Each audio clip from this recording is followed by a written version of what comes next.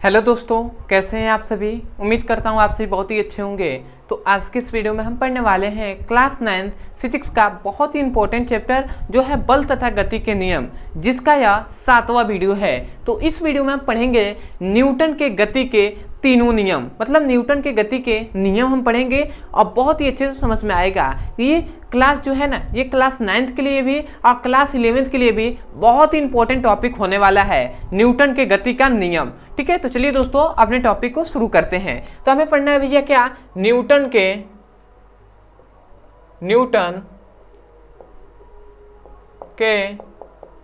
गति का नियम। तो भैया न्यूटन के गति का न्यूटन ने गति के कितने नियम दिए भैया, तो न्यूटन ने गति के 3 नियम दिए हैं। ठीक है, एक एक करके हम समझते हुए जाएंगे। सबसे पहले याद रखेंगे ये क्या है भैया, 3 नियम दिए हैं न्यूटन ने। अब भैया उसको हम एक एक करके समझेंगे। तो सबसे पहला जो नियम दिया ना, तो इसको हम प्रथम नियम कहते हैं, या इसको ही हम जड़त्व का नियम भी कहते हैं। मतलब सबसे प्रथम नियम लिखेंगे, मतलब न्यूटन के गति का प्रथम नियम। ठीक है, तो वो प्रथम नियम क्या है उसको हम समझते हैं। तो प्रथम नियम में न्यूटन ने यह बताया कि जब कोई वस्तु, समझिएगा, कोई भी वस्तु है या कोई भी पिंड है, क्योंकि हम पिंड को ही क्या कहते हैं भैया, वस्तु कहते हैं। तो जब कोई वस्तु यदि स्थिर हो, ठीक है, स्थिर मतलब क्या भैया, यदि वो ठहरा हुआ है, रुका हुआ है, ठीक है, तो वो सदैव क्या, स्थिर रहना चाहता है। समझिएगा, जब कोई वस्तु स्थिर अवस्था में हो तो वो सदैव स्थिर अवस्था में ही रहना चाहता है, और जब कोई वस्तु गतिमान अवस्था में हो तो वो सदैव क्या, वो वस्तु गतिमान अवस्था में ही रहना चाहता है। ठीक है, यही न्यूटन ने बताया सबसे प्रथम नियम में। क्या बताया कि जब कोई पिंड या जब कोई वस्तु स्थिर अवस्था में हो तो वो सदैव स्थिर अवस्था में रहना चाहता है, तथा जब कोई वस्तु गतिमान अवस्था में हो तो वो सदैव गतिमान अवस्था में रहना चाहता है, जब तक उस पर कोई बाह्य बल ना लगाया जाए। जब तक कि क्या भैया, जब तक उस पर बाह्य बल न लगाया जाए। ठीक है ना, जब तक कि उस पर बाह्य बल ना लगाया जाए, बाह्य मतलब भैया बाहर से कोई फोर्स ना लगाया जाए, तब तक क्या होगा भैया, वह न्यूटन का ही गति का नियम ही होगा। तो इसको हम क्या कहेंगे, ऐसे कहेंगे। यदि हमको लिखना होगा कि न्यूटन के गति का प्रथम नियम, तो हम क्या लिखेंगे भैया, हम लिखेंगे न्यूटन के गति के प्रथम नियमों के अनुसार जब कोई वस्तु स्थिर अवस्था में हो तो वो सदैव स्थिर अवस्था में रहना चाहता है, तथा जब कोई वस्तु गतिमान अवस्था में हो तो वो सदैव गतिमान अवस्था में रहना चाहता है, जब तक कि उस पर कोई बाह्य बल ना लगाया जाए। ठीक है, तो आशा करते हैं आपको समझ में आ गया होगा। और यही नियम, इस नियम को हम जड़त्व का नियम भी कहते हैं। तो ये भी आप नोट्स में लिखिएगा। तो मैं आशा करता हूं कि आपको समझ में आ गया होगा, और आप सुनकर लिख भी सकते हैं। तो सुने होंगे तो लिख लीजिएगा, मैं यहाँ पे लिखवा भी दे रहा हूँ। ठीक है, तो आप क्या लिखेंगे, क्योंकि लिखवाना मेरा काम है, क्योंकि क्लास जो 9th है उसमें बहुत से स्टूडेंट ऐसे भी होंगे जो सुन के नहीं लिख पाएंगे, और बहुत से ऐसे होंगे जो लिख पाएंगे। तो भैया जो लिख पाते हैं वो यहाँ से सुन लिए हैं, वो समझ लिए हैं, तो इसको जाकर लिखिए। ठीक है, मैं यहाँ पे लिखवा रहा हूँ, वो भी लिख सकते हैं स्टूडेंट। तो क्या लिखेंगे, ऐसे लिखेंगे कि न्यूटन के गति के प्रथम नियमों के अनुसार, प्रथम नियम के अनुसार जब कोई वस्तु क्या भैया, स्थिर अवस्था में हो तो वह सदैव स्थिर अवस्था में रहना चाहता है, अवस्था में रहना चाहता है, तथा जब कोई वस्तु क्या हो भैया, गतिमान अवस्था में हो,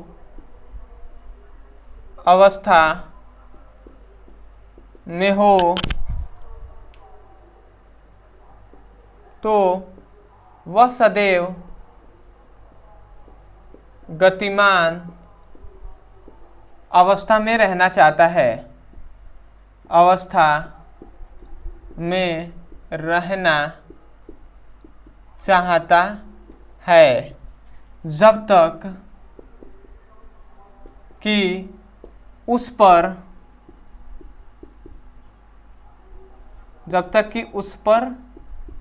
कोई बाह्य बल न लगाया जाए। ठीक है ना। तो देखिए हमने यहाँ पे लिख दिया है। तो मैं यही कहूँगा भैया नियम बहुत ही बड़ा है, तो आपको नियम को समझना चाहिए, ना कि इसको रटना चाहिए। तो आपको यहाँ से लिख लेंगे, परंतु यहाँ से आप याद मत कीजिएगा। आपको याद ऐसे ही करना है सुनकर। क्या हमने कहा कि जब कोई वस्तु स्थिर अवस्था में है तो वो सदैव स्थिर अवस्था में रहना चाहेगा, और जब कोई वस्तु गतिमान अवस्था में हो तो वो सदैव गतिमान अवस्था में रहना चाहता है जब तक कि उस पर क्या कोई बाह्य बल न लगाया जाए। तो आशा करते हैं आपको याद हो गया होगा। तो अब आते हैं भैया न्यूटन के गति के द्वितीय नियम। तो इससे पहले मैं बता दूं इसका एग्जाम्पल, जो कि बहुत ही इंपॉर्टेंट होता है, उदाहरण या एग्जाम्पल। ठीक है। तो यदि समझ में आ रहा है तो भैया चैनल को सब्सक्राइब कर दीजिएगा, वीडियो को लाइक भी कर दीजिएगा।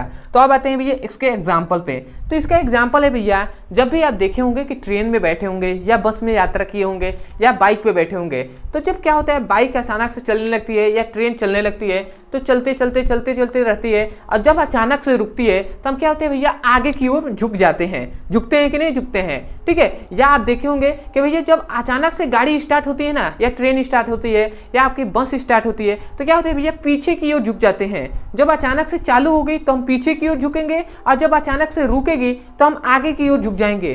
ठीक है। तो ये जो उदाहरण है ना, ये भैया न्यूटन के गति का प्रथम उदाहरण है। ठीक है। प्रथम नियमों का उदाहरण है। क्यों भैया? क्योंकि हमारा जो क्या है, जो शरीर है वो स्थिर रहना चाहता है, वो रुका हुआ है तो वो रुका हुआ ही रहना चाहता है, परंतु बाइक द्वारा बाहर से कोई फोर्स लगाया गया। ठीक है। बाहर से जो क्या हुआ, बाइक चली, ठीक है, तो वो फोर्स के कारण ही, बल के कारण चली, और जैसे ही चली तो हमारे शरीर को वो खींच रहा है। ठीक है। हमारे शरीर को चाहता है कि भैया गतिमान हो जाओ, तो बाहर से कोई फोर्स लगाया ना, तो जब फोर्स लगा रहे हैं तो इसलिए हम पीछे की ओर झुक जा रहे हैं, क्योंकि हम तो चाहते हैं स्थिर रहना, परंतु क्या हुआ फोर्स लगा दिया गया तो इसलिए गतिमान हो जाता है। तो सबसे पहला हम लिख सकते हैं कि ट्रेन या रेलगाड़ी में बैठे व्यक्ति का आगे या पीछे की ओर झुकना। ठीक है। तो ये पहला एग्जाम्पल हो गया। दूसरा आप एग्जाम्पल याद रखेंगे भैया, जो कंबल आपके घर होता होगा, तो कंबल में भैया बहुत सारे ऐसे होते हैं कि जिसमें धूल कण उपस्थित हो जाते हैं, उसमें धूल कण होते ही हैं। ठीक है। या कोई भी आपके पास कोई भी ऐसा हो जिसमें धूल कण लगा हुआ हो, तो भैया धूल कण उस पर लगे हुए होते हैं, परंतु हम क्या करते हैं उसको ले आते हैं, उसको बहुत क्या करते हैं, उसको बहुत तरीके से उसको वो करते हैं। ठीक है। या उसको डंडे से मारते हैं, स्टिक जो होता है छड़ी से मारते हैं, तो उसमें से धूल कण बाहर निकलते हैं। तो हमने देखिए जब स्टिक मारा तो वो बाह्य बल है, हमने बाहर से कोई फोर्स लगाया, नहीं तो वो धूल कण तो ऐसे ही चाहते थे कि मैं ऐसे ही पड़ा रहूं, ठीक है, वहां पे रहूं, परंतु वो स्थिर अवस्था में रहना चाहते थे, परंतु हमने बाह्य बल लगाकर उसको गतिमान कर दिया। ठीक है। तो ये भी किसका उदाहरण हो जाएगा? न्यूटन के प्रथम नियम का उदाहरण हो जाएगा। तो हम इसको क्या लिखेंगे कि कंबल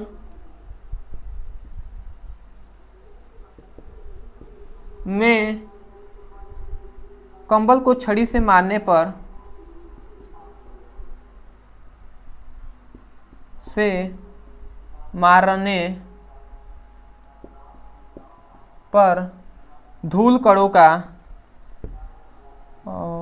धूल कणों का बाहर निकलना। ठीक है।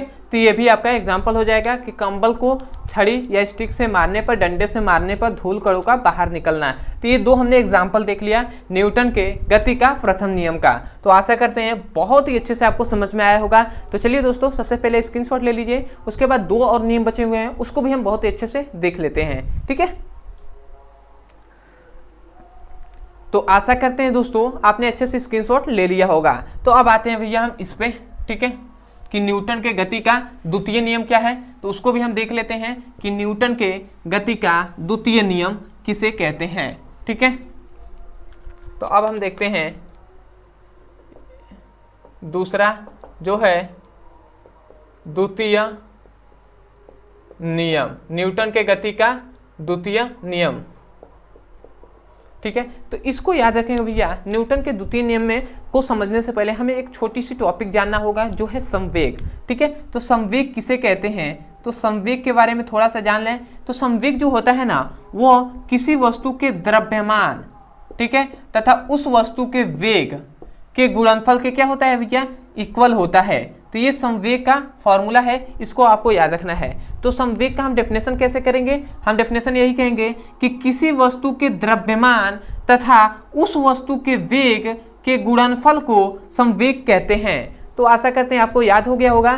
तो याद रखें, संवेग को हम p से दर्शाते हैं, और p जो होता है द्रव्यमान को m से, और जो क्या है वेग है उसको हम v से, मतलब हम इसको चाहें तो लिखना चाहें तो m भी लिख सकते हैं, बीच में तो गुणा है ही है। ठीक है, तो p = m भी हम लिख सकते हैं संकेत के रूप में। ठीक है, तो आशा करते हैं आपको समझ में आ गया होगा। तो जहां भी m भी लिखा हुआ हो गुणा में, तो उसका मतलब हम जान जाएंगे कि वो संवेग है। तो इतनी बात आप समझ गए हैं, तो न्यूटन का द्वितीय नियम भी समझना बहुत ही इजी वे में आप समझ जाएंगे।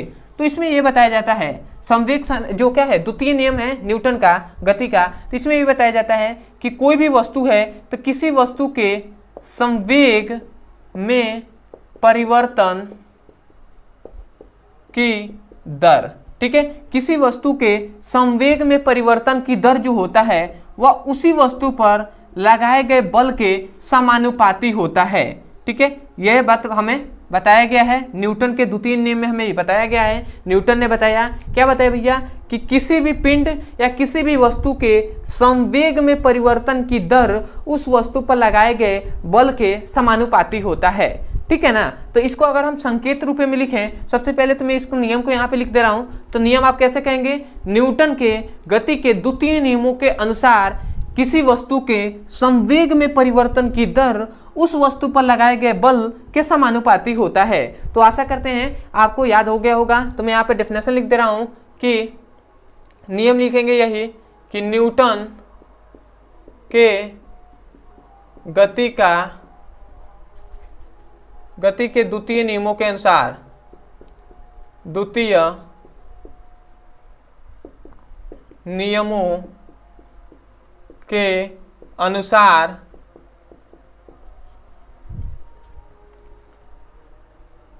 किसी पिंड के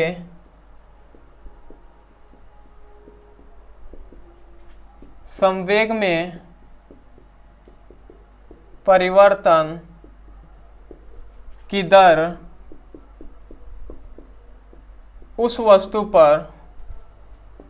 उस वस्तु पर लगाए गए बल के क्या होता है भैया, समानुपाती होता है। ठीक है ना, तो यहाँ पे हमने नियम को लिख दिया है कि किसी पिंडों के संवेग में परिवर्तन की दर उस वस्तु पर लगाए गए बल के समानुपाती होता है। तो आशा करते हैं ये नियम आपको याद हो गया होगा। यह है इसका जो कथन है, उसको हमने जो नियम है इसको हम ऐसे याद कर सकते हैं। दूसरा, यदि हम इसको प्रूफ करना चाहें तो ध्यान दीजिएगा यहाँ पे थोड़ी सी बात, इसको अगर सांकेतिक रूप में लिखें तो संवेग में परिवर्तन की दर क्या होता है, जो बल होता है ना उसके समानुपाती होता है। तो बल होता है वो संवेग में परिवर्तन के दर के समानुपाती होता है, तो वो होता है mv minus mu by delta, ये होता है फॉर्मूला। तो भैया यहाँ पे ध्यान दीजिएगा, ये इतनी बात को ही हम कह रहे हैं संवेग में परिवर्तन की दर, ये सभी है संवेग में परिवर्तन की दर, क्योंकि जो m भी है हमने अभी आपसे बताया था कि संवेग का फॉर्मूला होता है p = mv, ये संवेग है। ठीक है, तो हमने कहा था जो संवेग होता है m भी जहाँ लिखा होगा उसे संवेग मानेंगे। तो भैया ऊपर वाला m भी लिखा है, फिर से यहाँ पर भी mu लिखा है, तो यहाँ पे भी है और u क्या है, भी है, मतलब वस्तु का जो क्या है वेग है, तो वस्तु का अंतिम वेग है भैया v, और भी u क्या है भैया, यहाँ पे वस्तु का प्रारंभिक वेग है। ठीक है, यहाँ पे समझिएगा, ये वस्तु का अंतिम वेग है, ये प्रारंभिक वेग है, परंतु है तो दोनों वेग ही ना, है तो वेग ही। तो भैया वेग है तो द्रव्यमान में यदि वेग से गुणा हो जाए तो भैया संवेग कहलाएगा। इसका मतलब ये भी संवेग है, ये भी संवेग है, इसीलिए तो हम कह रहे हैं दो संवेग है ना, इसमें माइनस किया गया है, इसीलिए कह रहे हैं संवेग में परिवर्तन। क्योंकि इन दोनों को माइनस कर रहे हैं तो परिवर्तन होगा संवेग में, तो इसीलिए कह रहे हैं संवेग में परिवर्तन। और नीचे यदि समय हो, किसी भी भौतिक राशि को नीचे क्या हो, समय से भाग दिया जाए तो उसे हम दर कहते हैं। तो हम यही ना कह रहे हैं संवेग में परिवर्तन की दर उस पर लगाए गए बल के समानुपाती होता है, यही तो हमने बोला ना। तो ये क्या है, ये संवेग में परिवर्तन का दर है जो लिखा है mv minus mu by delta है। ठीक है, तो आशा करते हैं ये आपको समझ में आ रहा होगा। अब इसको हम सॉल्व करते हैं, तो ध्यान दीजिएगा यहाँ पे ये समानुपाती लिख दिए। अब इन दोनों में m देख रहे हैं, m इक्वल है, तो m को हम कॉमन करेंगे। ठीक है, समझिएगा। यहाँ पे समानुपाती को सबसे पहले चिन्ह हटाते हैं। यहाँ पे समानुपाती का चिन्ह हटाएंगे तो एक k आएगा जो है नियतांक है k। समानुपाती का चिन्ह हटाते एक k नियतांक आ गया। इन दोनों में से हम m को कॉमन करेंगे तो हमने m को इधर लिख दिया। अब ध्यान दीजिएगा, यहाँ पे बचा v, इधर बचा u, नीचे बचा डेल t, इसको हमने लिख दिया। अब ध्यान दीजिएगा ये दोनों वेग ही है ना, हम बताए हैं और नीचे क्या है, समय है, तो वेग है। ठीक है, अब वेग माइनस है तो वेग में परिवर्तन है, वेग में परिवर्तन, यही तो लिखा गया है ना, वेग में परिवर्तन। और नीचे क्या है, समय है। ठीक है, नीचे समय है, तो हमने एक फॉर्मूला बताया था, क्या बताया था, वेग में परिवर्तन बटे समय किसका फॉर्मूला होता है भैया, त्वरण का फॉर्मूला होता है। तो आशा करते हैं आपको वेग में परिवर्तन का दर जो होता है उसे ही तो त्वरण कहते हैं ना। तो ये फॉर्मूला है वेग में परिवर्तन की दर का, मतलब त्वरण का फॉर्मूला है। तो इतने को हम त्वरण कह सकते हैं। ठीक है, क्योंकि v बाई टी क्या होता है, त्वरण होता है। तो f इक्वल टू हम लिख सकते हैं यहाँ पे k m, इस सभी को हम a लिख सकते हैं। ठीक है, a लिख सकते हैं ना, क्योंकि त्वरण का ही ये फॉर्मूला है। ठीक है, तो आशा करते इतना लिख लिए होंगे। अब ध्यान दीजिएगा, यहाँ से जो k है ना, k इक्वल टू 1 होता है। न्यूटन के अनुसार जो कांस्टेंट मान है उसका 1 होता है। तो यदि हम इसको 1 ले लेते हैं तो जो f होगा वो क्या हो जाएगा, जो f होगा ना वो m इंटू ए के क्या हो जाएगा, इक्वल हो जाएगा m इंटू ए। मतलब किसी वस्तु के द्रव्यमान तथा उस वस्तु के त्वरण के गुणनफल को बल कहते हैं। तो इससे हमें दो बातें पता चली। सबसे पहली बात है, यहाँ से हमें बल का फॉर्मूला मिल गया। ठीक है, तो इसको याद रखेंगे। बहुत बार कॉम्पिटिटिव एग्जाम में भी, बोर्ड एग्जाम में भी पूछ लिया जाता है, ज़्यादातर कॉम्पिटिटिव एग्जाम में, कि भैया क्या पूछा जाता है कि न्यूटन के किस नियम में बल को परिभाषित किया गया है। तो आपको याद रखना है, न्यूटन के गति के द्वितीय नियम में बल को नियमों को परिभाषित किया गया है, या बल के सूत्रों को परिभाषित किया गया है। तो आशा करते हैं आपको याद हो गया होगा। तो मैं आशा करता हूँ आपको अच्छे समझ में आया होगा। तो सबसे पहले स्क्रीनशॉट ले लीजिए, उसके बाद हम आते हैं तृतीय नियम पे। तो ये अंतिम हमारा तृतीय नियम होगा। ठीक है, तो उसको भी हम देख लेते हैं। तो आशा करते हैं दोस्तों आपने अच्छे से स्क्रीनशॉट ले लिया होगा। तो अब आते हैं हम अपने अंतिम टॉपिक, जो है न्यूटन के गति का तृतीय नियम, जिसको भी हम समझ लेते हैं। बहुत ही आसान लगेगा और बहुत ही इंपॉर्टेंट है, जिसे हम दूसरे नामों से भी जानते हैं। न्यूटन के तृतीय नियम को हम एक और नाम से जानते हैं, जो नाम है भैया क्रिया प्रतिक्रिया का नियम। ठीक है, इसको नाम है तीसरा, जो है न्यूटन का तृतीय नियम, या इसे हम क्रिया प्रतिक्रिया का नियम भी कहते हैं। तो इसमें यह बताया गया भैया, ये तो हम बात जानते हैं कि यदि हम क्रिया प्रतिक्रिया का मतलब होता है, यदि हम किसी को एक थापड़ मारेंगे, एक चाटा मारेंगे, तो भैया वो भी हमें एक चाटा मारेगा। और यदि हम किसी को रिस्पेक्ट करेंगे तो वो भी हमें रिस्पेक्ट करेगा। यदि हम किसी को गाली देंगे तो वो भी हमें गाली देगा। तो भैया इसका मतलब ये हुआ कि जितना जो हम करेंगे उसका विपरीत हमें मिलेगा भी। ठीक है, जो हम करते हैं वो हमें मिलेगा। यदि हम एक किसी को मारते हैं एक बार, तो वो भी हमें मारेगा। तो इसका मतलब वही होता है क्रिया और प्रतिक्रिया। ठीक है, तो इसमें ये बताया, न्यूटन ने बताया कि कोई भी पिंडों, मतलब क्या होता है, प्रत्येक क्रिया के प्रति विपरीत प्रतिक्रिया होती है। मतलब इन्होंने ये बताया कि प्रत्येक, समझिएगा, इस नियम में हमें ये बताया गया, प्रत्येक क्रिया के प्रति विपरीत प्रतिक्रिया होती है। ठीक है, तो ये हमने नियम को लिख दिया है। यहाँ पे कैसे आप कहेंगे, आप ये से, यही नहीं कि इतना ही लिख लेंगे, आप ऐसे लिखेंगे कि न्यूटन के गति के तृतीय नियमों के अनुसार प्रत्येक क्रिया के प्रति विपरीत प्रतिक्रिया होती है। तो ये आप लिख लेंगे। उसके बाद आप लिखेंगे इसका जो एग्जाम्पल है उसको, जो कि बहुत ही इंपॉर्टेंट होता है एग्जाम्पल। ठीक है। तो एग्जाम्पल में सबसे पहले याद रखेंगे कि आप देखे होंगे या सुने भी होंगे कि जब बंदूक चलता है, बंदूक जो चलता है ना, तो वो जैसे चलेगा तो वो पीछे की ओर झटका देगा, पीछे की ओर भी आता है। तो इसका मतलब क्या हुआ, जितना बंदूक आगे की ओर जो गोली चल रही है उतना ही वो पीछे भी फोर्स लगा रही है चलने के लिए। तो बंदूक के चलने पर ऐसे हम लिख सकते हैं कि बंदूक के चलने पर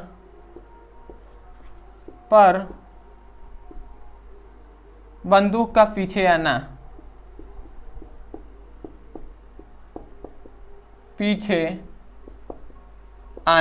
ठीक है। ये पहला एग्जांपल हो जाएगा, मतलब बंदूक के चलने पर या बंदूक से गोली निकलने पर क्या होता है, बंदूक का पीछे आना। ये हो गया। दूसरा भैया कि जो क्या होता है, रॉकेट का उड़ना होता है।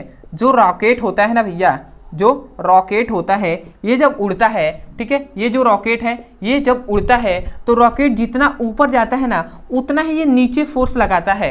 मतलब ये जितना ऊपर जाएगा उससे ज़्यादा ये क्या करता है, नीचे भी फोर्स लगाता है।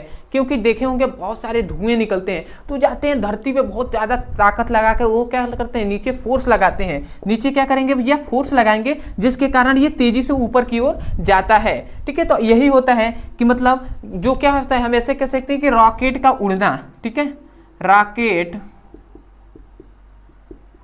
का उड़ना, ठीक है।